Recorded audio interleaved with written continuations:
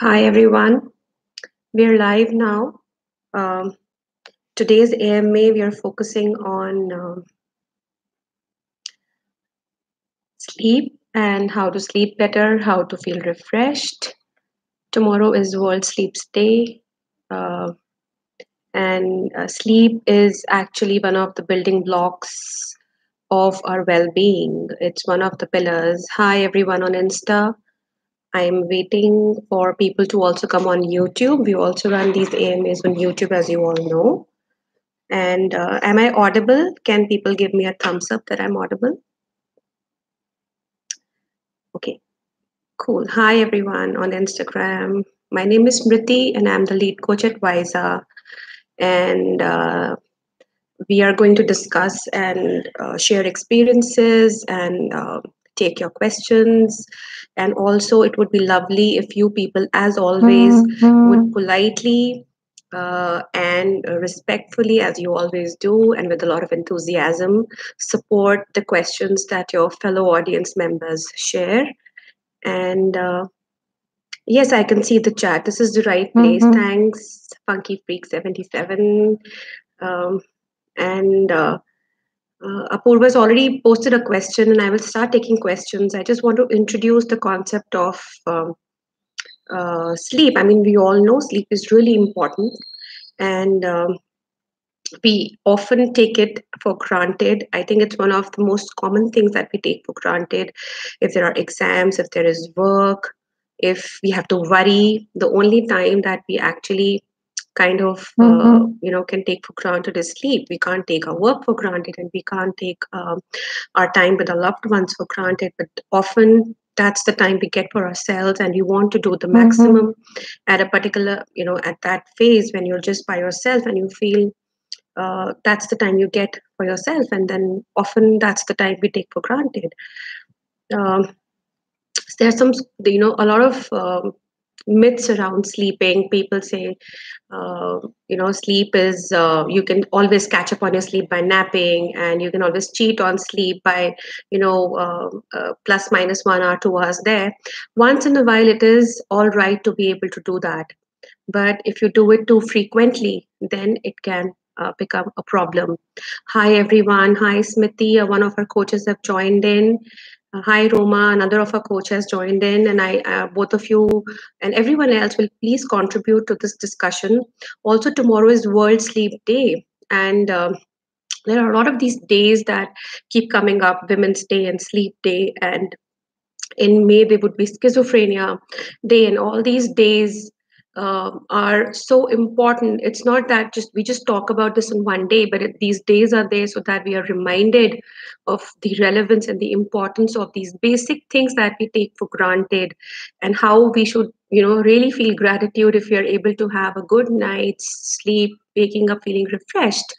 There's a question on YouTube. CK asks, "How can I fall asleep? I always stay awake until early morning. That's super exhausting." Of course, CK, I can't even imagine staying up all night, and then you have your course, your work, waiting for you right in the morning, and the day starts, and then it's difficult to catch up. A very important thing, some important things that I'll be talking about right now. First is the top 8 reasons for not feeling refreshed, or not being able to fall asleep. Hi Christina, thanks for giving your feedback on Vysa. I'm glad it's helping you. Scott, you've asked, does melatonin help? A lot of people say that melatonin helps them because it's one of the key secretions in the body that helps with sleeping better. Yet you should always consult a person who could help you know the right dosage for you. We should not just take it up because we've read it's good for us. These things could have allergic reactions. We may not know how to deal with it better. So I was talking about the top 8 reasons for not feeling refreshed or for poor sleep is if there is too much of napping, frequent napping that's happening in the daytime, if there are weekend lions, if you're sleeping extra on the weekends, if you're watching TV in the bed, if you're having caffeine. Somebody's asked a question about caffeine. Where is this? Can coffee help you wake up? Yes, caffeine can give you that boost, that energy boost that uh, you know makes you wake up, or will prevent you from falling asleep. I remember when we used to study for our exams and we had to study till late in the night, caffeine was the go-to drink. And also remember, caffeine is a diuretic. So if you're having any kind of beverages that is loaded with caffeine, which includes the fizzy drinks, the sodas, they would make you visit your washroom very often in the night, and that will cause fragmented sleep, and then falling back asleep will be a problem. Alcohol should not be taken very close to your bedtime. Within 4 hours of your bedtime, you should not be taking it, because again, it may make you fall asleep, but it would lead to fragmented sleep, which would again make you feel very tired and exhausted in the morning. If you're eating too close to your sleep time, sometimes it's difficult when people are working late and when people have their work times set in a particular way where they're reaching home late. In that case, if you would be able to carry a tiffin with you, or if you want to prefer home cooked food, then have it as early as you can, as soon as you reach home. And sleep, and then take some time, say around 1.5 to 2 hours before you actually rest, or have a lighter dinner so it does not affect your sleep. Then the 20-minute rule. Often when we are not asleep or we're not being able to sleep, people say count the sheep. So count the sheep. For counting the sheep for too long will not help you fall asleep, because then it'll give you a time to engage with your thoughts in your mind. Most of our reflections about how our day went, how was it, who said what will I do tomorrow. So a lot of these things kind of tend to run through our mind at a time when we're about to sleep, or we are not being able to sleep. And trying to sort out these problems in your mind at that point in time is a major reason for people, even if you lie down in bed in time, if you see that you're not being able to sleep and it's almost 20-30 minutes, it's always better to get out of the bed and reset, go back to your bed, lie down, and then you could get kind of relax, listen to a relaxing music, maybe read a book, a relaxing book, a relaxing song, some a meditation on Wysa, maybe a sleep. You could put on a sleep meditation from Wysa, or any other place. There are many other apps which are very good meditations that are there, and then you could return back to your bed and then sleep. See if you're being able to fall asleep then. There are a lot of questions. I think I'm going to take a little break from my the psychoeducation thing I'm doing about sleep, and I'll take some questions. Give me a second. I'm just reading through. Kerry says, I find sometimes when I try to sleep, I can't. It's when I'm not trying that I do. Yeah, right, Kerry, that happens. Okay, how can I fall asleep? I always stay awake. That was CK's question. Then does melatonin help? Can coffee help you wake up? Even if I get lots of hours of sleep, I still wake up feeling completely tired. That's something that I would like to take up. I wake up always with very low energy, even though I sleep very well and deeply. So there are two questions almost I have asking the same thing. I always sleep at normal hours, yet no matter how many hours I sleep, I'm always tired. Any tips? So there are a lot of questions about you're sleeping, you're lying down in the bed at the same time. Sometimes people are finding that they're sleeping more than usual, and yet there are moments when you're feeling tired, or there are days when you're tired and exhausted in the morning. It probably poor it could be something like what I said. Do you have fragmented sleep?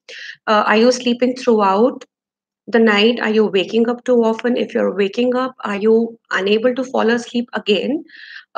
People, there are some people who say we have light sleep, so the slightest noise, something discomforting in the bed, a nagging pillow. So if you could try to see whether everything in your room is according to what you need. For example, the room temperature, the light, the sound.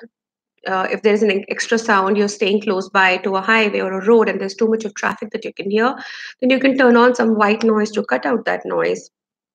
Temperature control is important, comfortable clothes. And yet if you feel that you're waking up completely tired in the morning, then I feel it's time to see a professional. It's time to discuss it with a doctor to evaluate it in more detail about what is, despite having all the checks for your sleep hygiene, if you're still waking up with a lot of fatigue or feeling exhausted or feeling tired, there could be multiple other reasons that could be then contributing to that feeling fatigue. It could be a deficiency that's causing a drop in energy levels. It could be thyroid. It could be a lot of other factors. It could sometimes anxiety and depression also. Even if you sleep well, you wake up feeling really exhausted and low energy. So try and differentiate, is it just low energy, I'm feeling low mood, or is it really that I'm feeling sleepy that I can go back to bed again? Okay. Okay. Another question I'll take from Instagram. I like listening to a lot of sad songs and feel bad later. Could this be a sign of depression? Um, I cannot really diagnose you based on this statement that it could be a sign of depression. But a lot of people enjoy melancholic songs because you relate to it. It brings up certain memories to you. But if it stays on for you for a very long time, if it's impacting your day to day activities, you're continuously thinking about something that's making you feel sad, then you may want to speak to a professional and then get it investigated. Yes, clinical depression needs to be diagnosed thoroughly. Thanks, Little Red Nook, for adding that. How can I stop being stressed and how can I stop cry every day? Eleonora DGR has asked this question. Eleonora, I would say that it seems you're going through a very difficult phase, and crying or feeling sad is one. Crying could be one way that you're venting out that stress because it's building up inside you, and it means that you need more assistance, you need more support, and you need to take care of yourself. And this is exactly what we're talking about today. Sleep is a very important element of self care. Seek professional help for your stress. Talk to someone. See what's causing your stress. Can it be problem solved? Are you sleeping over it? Sometimes it's the burnout from stress, constantly being exposed to stressful situations every day that can impact sleep. And that is important that we take care of those situations. Karamveer says, when I wake up, I realize that all my problems are still there and I gotta face them now. That takes a lot out of my morning. Well, yes, Karamveer, you're right. Waking up to a new day also exposes us to new challenges.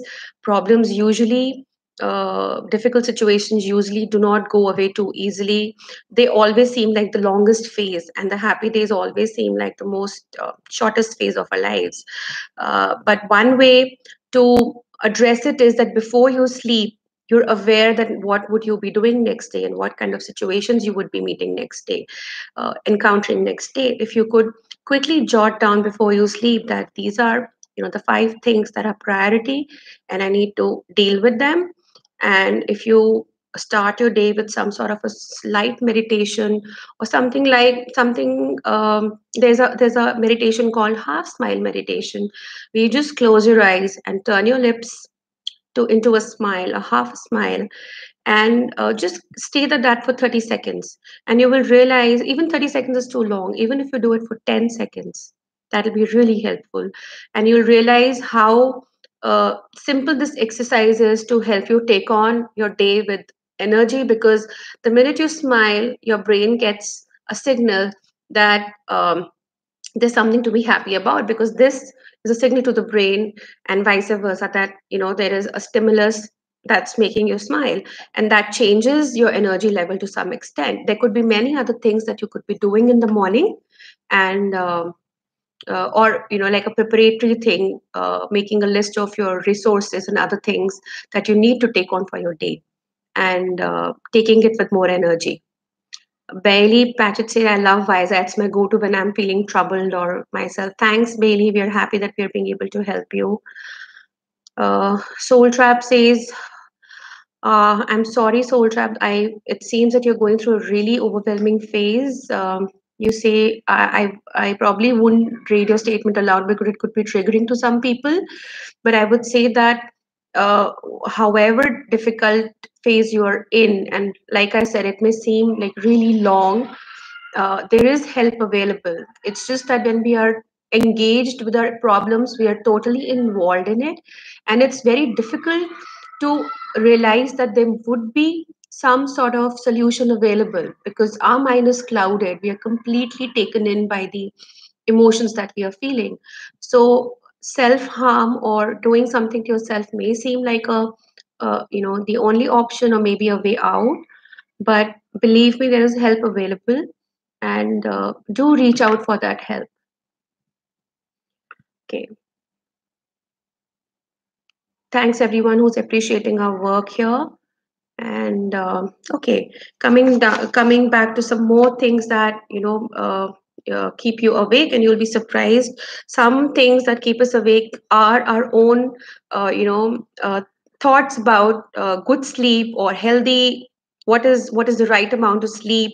And we read too much. We listen to AMAs like these, and we form these misconceptions in our mind that if I'm not sleeping 9 hours, if I've missed my 8 to 9 hours of sleep today, I'm in for a disaster. My health is going down the line.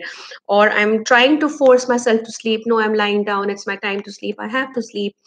Or worrying about too much about sleep. So you haven't slept in the night, and it's just 1 or 2 days that you're not being able to do it. And the next morning, and then the next by the evening, you're worrying about whether I'll be able to sleep tonight or not. And this itself will give you anxiety and will not help you sleep better. Anamika says fatigue could have something to do with low hemoglobin as well. Yes, absolutely, Anamika. Priya, thank you for appreciating what we are doing. She says, I'm having terrible nightmares when I sleep. I have deep, consistent sleep though. We all have uh, there are phases in sleep. So there is a REM sleep and there is a non-REM sleep. And in the REM sleep, often is this phase where we experience nightmares or dreams, and all sorts of activity that we realize. So the brain is never asleep. It's working throughout, even in the deepest phases of our sleep. The brain is active because it's controlling our breathing, it's controlling a lot of our other functions that is happening inside us.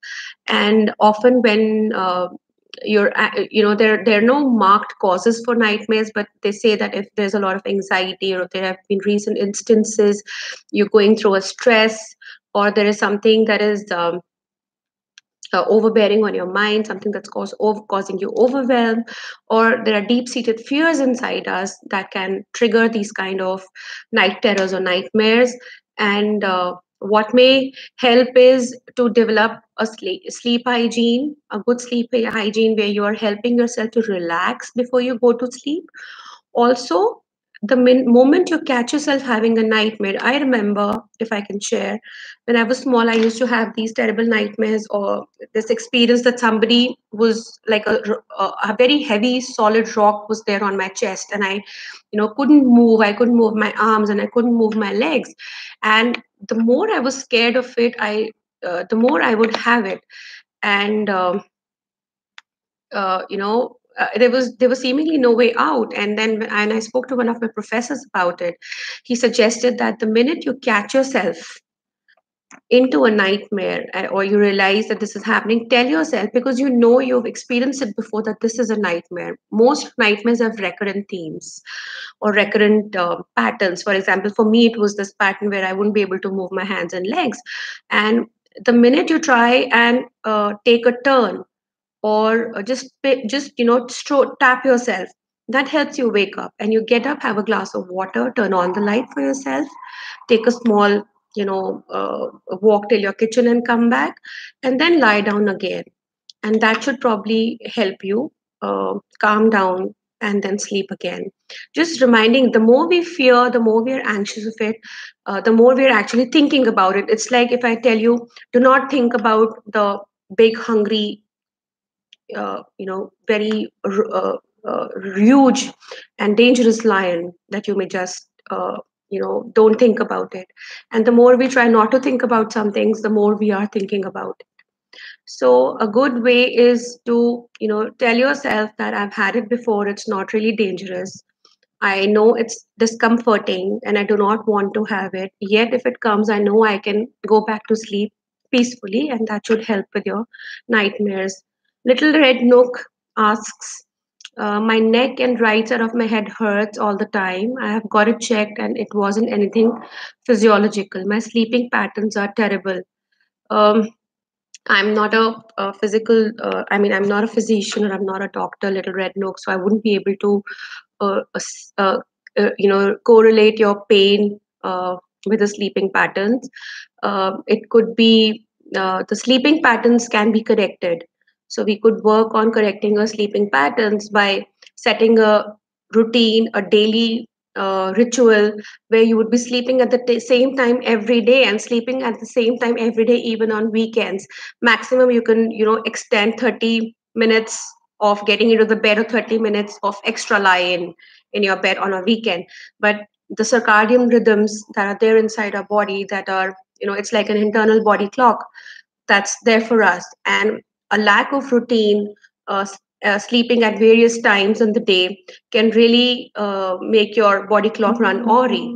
And this will make it very difficult for anyone to try and sleep better. So one of the first things that we have to do is to set a fixed time for us to sleep every day. Any time that you feel would help you get at least 7 hours of sleep or 6.5 hours of sleep. That's the minimum, they say. Researchers are showing that 6 to 6.5 hours is the minimum. It could go up to 7 or 8 depending on the need. So somebody with high energy needs could very high energy may not require that kind of sleep, but somebody may need 8 hours of sleep. So set your own baseline, and then probably uh, eat well. Don't eat within 2 hours of your sleep time. Don't drink too many beverages within 4 hours of your sleep time, and try and avoid caffeine and alcohol. And that should help you at least fall asleep better. Okay. La La Land 41 says how to get 8 hours uninterrupted sleep. I always wake up every 2 to 3 hours a night. I'm taking medication, tried different ones, and still the same situation. Any suggestions, please? So it's important for you to evaluate what are you doing when you're waking up each time. How long does it take you to fall back asleep again? If you're able to fall back asleep again, it should still, it's still better than not being able to fall asleep for a very long time. So if you're not being able to fall asleep for a long time, remember what we discussed just now, that if remember the 20-minute rule, that if it's 20 minutes and you're not being able to fall asleep, you probably need to get out of the bed. Don't lie in the bed, because we don't want our brain to kind of correlate waking up with being in the bed, or watching TV with being in the bed. And so we don't want this kind of conditioning to happen with the brain, because many of us who have studied in the bed, at some point in time we realize that even if we've had a good night's sleep and we are fresh, the minute you go and sit in your bed to study, you will start falling asleep. It's because usually our brain is conditioned to sleep in the bed. So to maintain that conditioning, we should not be staying awake in the bed for a very long time, or having electronic devices in a hand for a very long time in the bed. Somebody had asked a question about the blue light. Um, I would say don't expose yourself to any kind of lights that you're not used to. They say it is harmful, or it is, uh, the a lot of mobiles are coming up with a night mode, so you could use it better without harming your eyes. But what I would suggest is fix a time for engaging with your friends, with your family over the phone, and at one particular time try and turn it off, and just probably do some kind of relaxation or listen to some kind of soothing music if that helps you. But do not engage visually, uh, or with too much loud music, or don't do something too energy demanding in the night, like don't exercise just 1 hour before your bedtime. So any all these kind of things will keep you awake for longer. And even if you fall asleep because of medication, like somebody just shared, you may have frequent wake up in the night, and then it'll be difficult to fall asleep. Okay. Saida's just joined. Saida, the topic is sleep. We are discussing sleep. It's World Sleep Day tomorrow, and we are kind of marking that day. We are discussing it today because it's our AMA day today. We have it each Thursday, and we're talking about that. Nabil Ahmed says, every morning when I wake up, suicidal thoughts come in my mind just to think that nothing is going to fix in my life. Nabil, it seems like you're going through a very uh, challenging phase, a very tough phase. We have had some other people share similar feelings. And I appreciate that you're not giving in to those suicidal thoughts, and you're going, continuing and to challenge yourself. And sometimes it feels like that there is nothing that's going to fix in your life, and I'm not aware of the context, so I may not be able to give an appropriate response to this.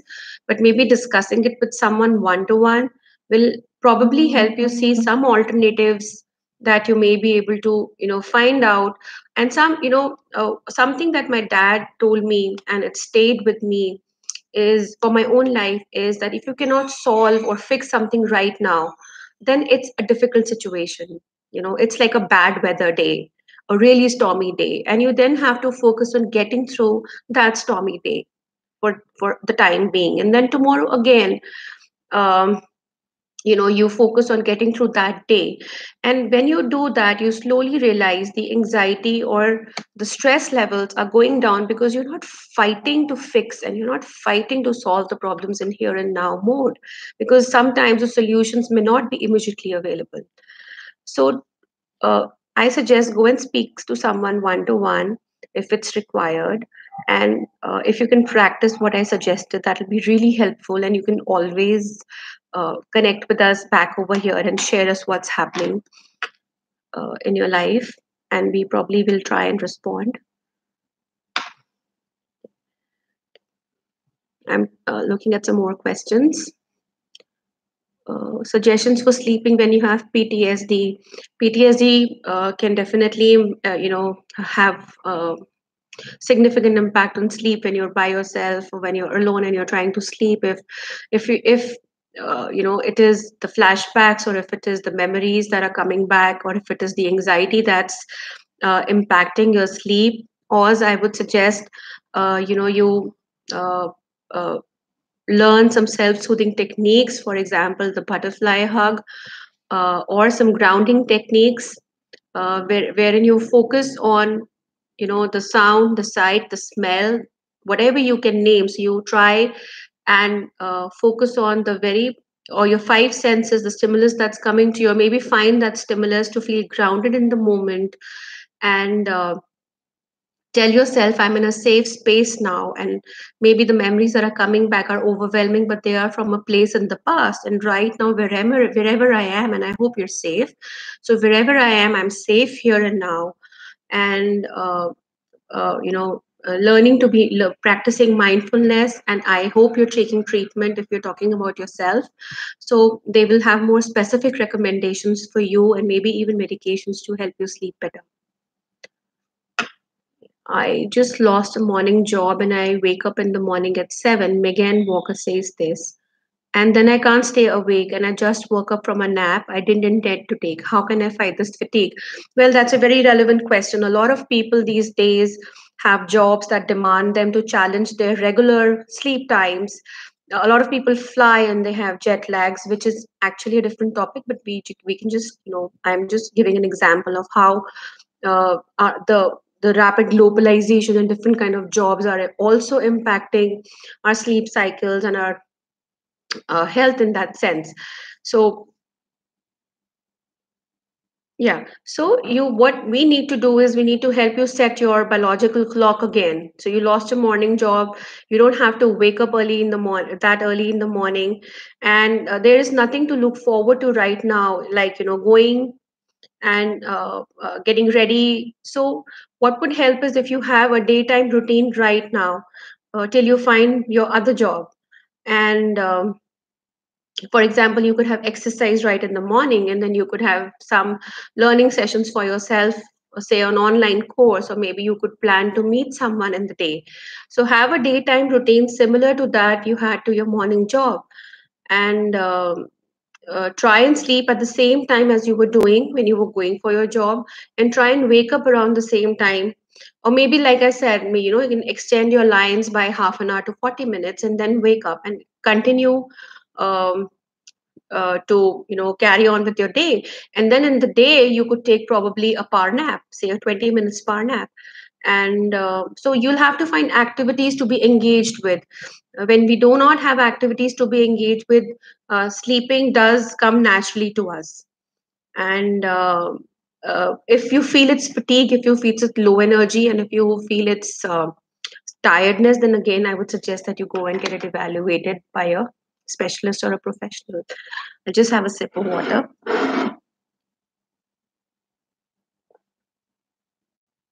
Thank you for bearing with me. I'm just struggling with a bad throat. Okay.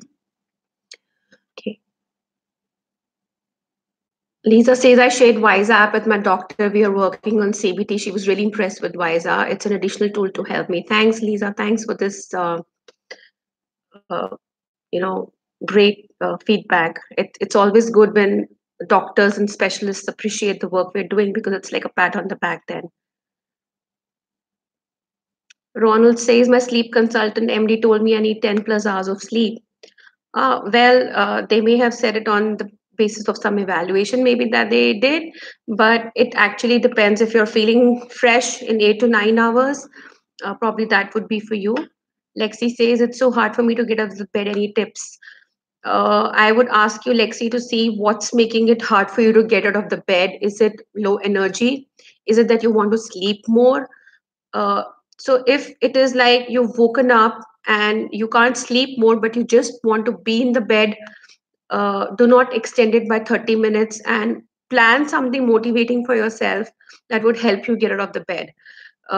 Extended line would make you feel more lazy, probably, and more low energy, because then you beat yourself up for not being able to get out of the bed. So it's like a vicious cycle. So we need to break this cycle. Thank you for your great feedback, people. I'm really, there are so many of you who are appreciating our work. Tiffany says, why do I always wake up tired and angry? Tiffany, probably you're not having, a deep. So, there are some factors which we say are like what we can see what's the quality of the sleep. So it's whether you are able to fall asleep easily. Do you have uninterrupted sleep? If you are waking up in the sleep, are you being able to fall back easily? And are there early morning awakenings? So if these things are happening too frequently, then I would say go and see and speak to your doctor about it and get it evaluated. Like I said, there could be multiple reasons that could be impacting your sleep. So if you're sleeping at the usual time every day, if you are following all your sleep hygiene checks, your mattress is comfortable, your pillow is comfortable, you have a nice warm, or if it's hot where you stay, then it's a pleasant, your temperature is set to help you feel pleasant in the room, and there is enough darkness, as much as you feel comfortable. You should try and avoid it to be too bright and lit up, because that impacts your sleep. And the sounds are less, and you are not watching TV in the bed, and you're not using your electronics in the bed, and even then you feel that you're following all the check in the entire checklist to the core, then it's the time that you go and need to see a professional, that why am I still feeling waking up feeling tired or feeling fatigued. Tiffany says, for example, I snap at everyone anytime I have to wake up. So is there something in your day that's making you feel anxious? Have you been struggling with concerns like these for a long time? Are you aware of your triggers, or Tiffany, what triggers these the snapping moments for you? What makes you snappy? And would it be good if you could wake up, and before you get down off the bed, you dedicate 5 minutes to yourself and just close your eyes, and like I had suggested, the half smile meditation, where you just kind of reassure yourself that I'm going to be more compassionate towards myself. I'm going to listen to what the other person is saying before I uh, give in to my urge to snap. So there, we'll have to see all those things for we can reach one conclusive tip for how to or maybe to diagnose what's happening right now in your situation. Why do I always okay? How do you fix sleeping on 2 hours of sleep? In I couldn't get your question, Ellie. Uh,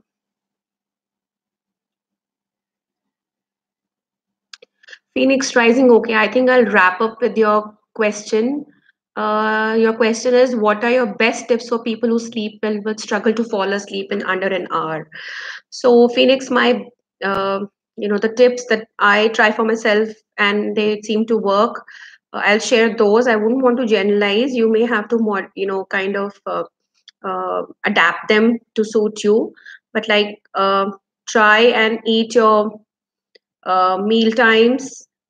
Keep your meal times at least 2 hours before your sleep time, and no drinking of caffeine and alcohol within 4 hours of your meal time and of your sleep time. I'm sorry, and no electronics in your bed. If you feel, and the key 20 minutes rule, if you feel you're not being able to sleep in 20 minutes, then you need to get up, uh, you know, see what's making you not being able to sleep. Is it the temperature?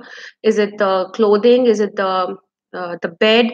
Or probably it's some worrying thoughts. You take a piece of paper, write everything down till you feel it's all empty. Because if you engage with those thoughts in your brain, in your head, you will continue to go into that loop, and that will impact your sleep. And probably that tires you because you're tired from the day, and it takes about 1.5 hours for you to fall asleep, right? So often we try and keep ourselves engaged with something like counting the sheep, but that wouldn't help. So remember the 20 minutes rule, that follow everything else, but if you still feel it's been an hour and you're not able to sleep, let's not condition our brain to stay awake in the bed. Let's get out of it in 20 minutes. Read a book, some few pages, listen to some relaxing music, and then return to the bed. Okay, I think we'll wrap up for today. Uh, there is there are a lot of questions and there are a lot of appreciations that we've received today. Uh, Yeah, Phoenix journaling sounds like a good idea. Really, it does help because it really helps you take an account of all the worrying thoughts, or maybe the thoughts that may be coming into your mind with regards to how the day went and what you may have to do tomorrow. Even preparing a to-do list for the next day definitely help. And we'll try and address your questions over a DM. And I do feel that this needs another session, a follow-up session, and we'll try and do it next week. I'm not committing, but let's see. We'll try and do it next week too. So thanks everyone for joining here, and I'm sorry if anyone's questions have been left unanswered. It's always a pleasure to have these AMAs. Really like interacting with all of you. Uh, do keep supporting us, and please join us next week too. Thank you and have a good night.